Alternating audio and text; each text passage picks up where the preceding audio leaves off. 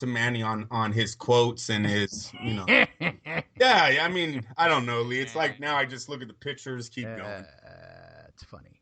Yeah, they should wait till the money's in escrow. They said it was fake money. Bob Arum seems to be. I'm thinking Bob Arum's more on that side of the fence than He's he gonna is. wind up in Macau with Horn. Watch. It's Horn, yeah. With Horn in Macau. It's gonna be Pacquiao Horn in Macau. That just sounds fun. Hashtag Pacquiao Horn Macau. Ugh. Let me see. Let's do breaking news. All right, go ahead. And by the way, at the end of this show for you guys, I managed to track down a Fight Hub TV clip of Angel-Garcia losing his shit on the way back at the end of the fight. His exact words, "He sucks. He ain't no fucking champion."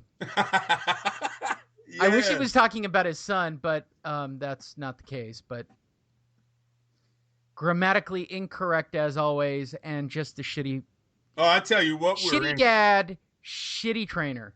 I'll tell you what we're incorrect about this. You know what you say? Weekend? I'm proud of my son. We'll go back to here. I'll give him the script. I'm proud of my son. I love him. I'm glad both fighters are safe and healthy. We're gonna go back. We're gonna work this out, and we're gonna be back stronger than ever. This is a learning experience. That's not what it said. Why take any personal I would have taken personal responsibility. Yep. Didn't have him ready. The fucking way to go. My son looked flat-footed. That's on me as his trainer and not getting him ready. That's right. Couldn't cut off the ring. There's a lot of things that falls on Angel's side. How about just you're in fucking deep water, start throwing leather, asshole. More than one punch. Hey, I'll tell you one that we missed this week, Lee. Yeah. What happened to David Haye, man? David Haye out in the UK gets stopped in the 11th round. You know what? His career is over. Lee, he blew his Achilles. Yeah. Is that how you say it? By the way, that's what it would take based on the betting.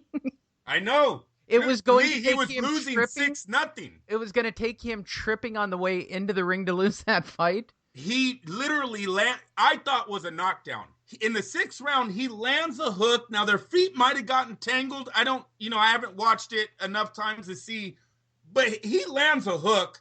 Baloo goes down, and David Haye blows his Achilles on the punch. So here... You know what? I'm going to say it again. Eddie Hearn is a motherfucking genius. Oh, he's already asking for Wilder. Eddie Hearn is a genius. He wants Wilder in the UK. Fuck yeah! And guess what? Put it in the O2 Arena. Put it outside. Now they're saying that they knew of this injury going into the fight. Yeah, of course. But you've got to say that. Yeah. So David Haye, I think his career is over. His body just is not. It didn't work with him in the professional rankings. He was good as a cruiserweight, but way too much of this shit goes on during his fights. I could never put money on him again. All right, you throw a punch and blow your Achilles. Yeah. So I was looking to see if Keith Thurman, if they had brought in anything out. No, I'm looking at it right now on social media live and on. No. And most of the consensus from all of our circle of friends and correspondents all had it the same way we did, right? So as I go through this and review everything from last night and this fight specifically, there are no big lopsided anythings. There you go. That's it. And by the way, from Eddie Hearn, who retweeted last night, Tony Bellew is now second in the box red heavyweight division above Deontay Wilder. Yeah, fuck yeah, he should make that fight. He'd be stupid not to. And he's asking for it in the UK. And I told you, that's what's going to hurt Deontay's career this whole time, because he's not a star over here. They have nothing to take to Eddie Hearn and go, no, this fight should be in New York. Tony Bellew's got 282 stars. He's in position. And it's always, for those that don't know, BoxRec does it based on strength of opponents, right? That's how they rank theirs, which is smart. They've got a point ranking system. Tony Bellew now is in a position. He's in a driver's seat. I mean, that's the bottom line. Lee, one thing I underestimated about him. Now, look, granted, both of these guys did not look like heavyweights yesterday. Even David Haye, man, the guy looks chiseled as hell on the weigh-in. Looks like a freak of a monster that you do not want to be in the ring with. And then the night of the fight, he looks like a square. Like he looked heavy last night. I don't know what he ate between the hours of the weigh-in and the fight, but David Haye didn't look like a good heavyweight last night. It totally looked like he was fighting out of his division, and so did Bellew. Bellew is tall as hell. I like Bellew's size, but he is not a legit heavyweight. Now, maybe with this fight and going into his next, he can work on his body a little bit more and get a little bit more muscle behind that. But yeah, he looked like Tyson Fury. And you all know Tyson Fury don't really like training. He might be a hell of a naturally gifted fighter, but I don't think he likes to train that much. And that's what Bellew looked like last night. But with that being said, he traded punchers with a very good puncher, in my opinion, in the division. Haye took a lot of shots, delivered a lot of shots, knocked Haye out of the ring in the 11th round. I'm interested. If Hearn possibly can get Wilder or Parker, whoever he's calling for to meet him in the UK, I'll definitely be tuning into that fight. There you go. And that'll do it. Again, enjoy this courtesy. It's not courtesy because they would have to give me permission, but via YouTube, Fight Hub TV. Check out. They always have the best clips anyway. Fight Hub TV stuck their camera right into the face of Angel Garcia, Mr. Class and Respectability. Enjoy this little clip on our way out. We will be back next week with more boxing for you. I believe I will have as the bonus content this week, Andrew, not boxing. Not MMA nor jiu-jitsu this week as the bonus content. This week's bonus content will be, I believe, if all goes well, Roy Jones Jr. Promotions. I think I've got 3 or 4 of their fighters lined up this week for an interview based on their upcoming card on Saturday. So I will get that for you guys. It's a huge weekend in Vegas. It's NASCAR. So there's MMA and boxing in downtown Las Vegas. Saturday night, if you don't have a ticket to Roy Jones Jr. boxing promotion, you're missing out. That's a great time in the parking lot. Plus, it's a huge weekend in Vegas. Huge weekend in Vegas. So you guys are really missing out if you don't get into town. Grab yourself a steak, go watch some boxing, watch yourself some NASCAR redneck shit that you guys love on Sunday morning. I don't get the NASCAR thing, Andrew. I don't. Right. At all. I don't. Neither do I. I don't. I could tune in last 10 laps. They're exciting. I love with the and I want it on cockpit view. I love when they start making their moves, but the first 300 and so laps of just going in circles. That's bullshit. Unless they're going to wet the track and make it really. Do we have ice on the track? Hey, Lee, breaking news. Breaking news.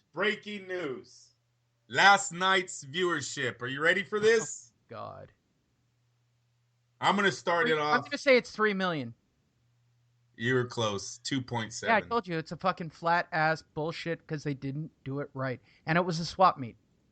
It's actually the fifth rated TV show that night in that time frame. What beat it? I really want to know what fucking beat it. Ransom, Chicago Fire. Oh my God, fucking Chicago Fire beat it. NBA, the NBA Countdown Show. No.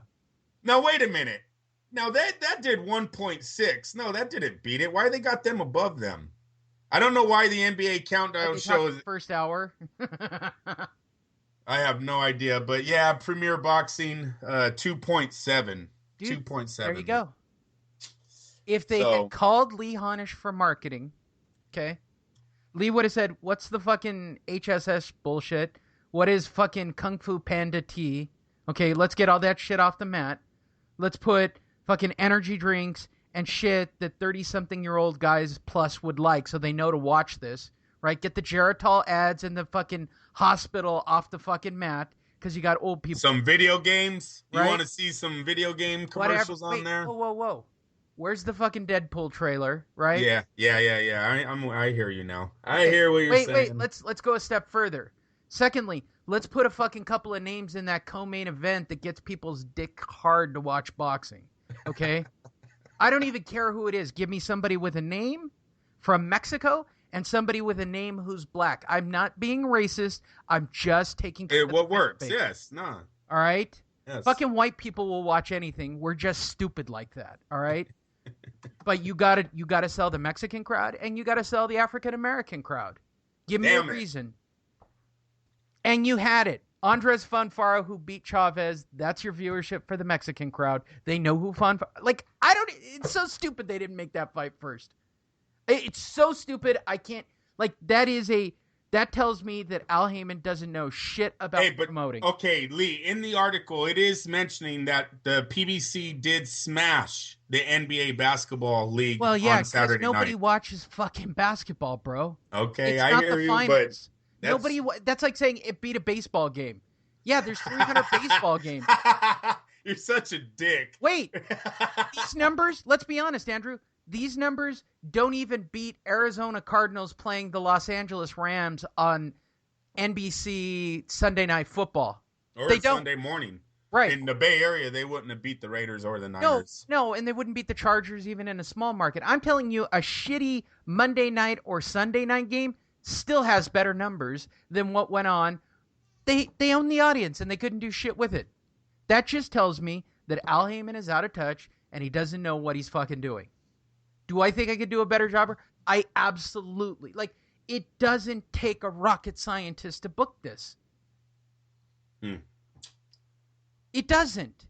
Come on, Andrew. If I said, Andrew, you've got a CBS Sunday Night Split. I hear you about the event. It's going to be somebody in the welterweight, two guys in the welterweight, any of the welterweights. I hear exactly what you're saying about trying to attract the younger crowd. Deadpool trailer, that shouldn't have been hard to get them to put a commercial on. We got one time we saw the Fate of the Furious right out of the gate, and they only paid for one commercial.